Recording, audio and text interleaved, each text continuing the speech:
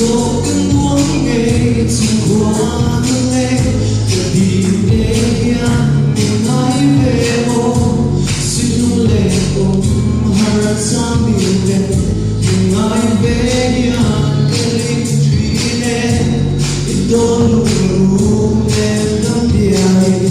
du lên mai đôi về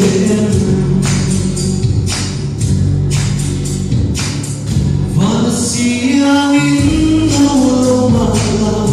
để chỉ vì đúng tôi một đêm rồi mỗi tháng về chia nhà nhưng nó biết thêm cái ta đâu mà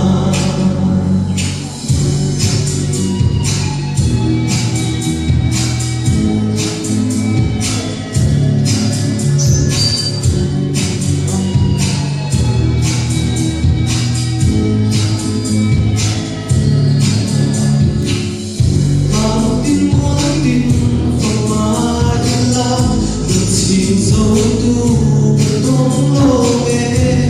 dấu sao mình thua đốc xìa trở lên đam mê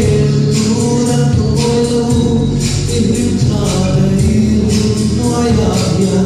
cùng đón xem nhìn cả về ta nghe phải đâu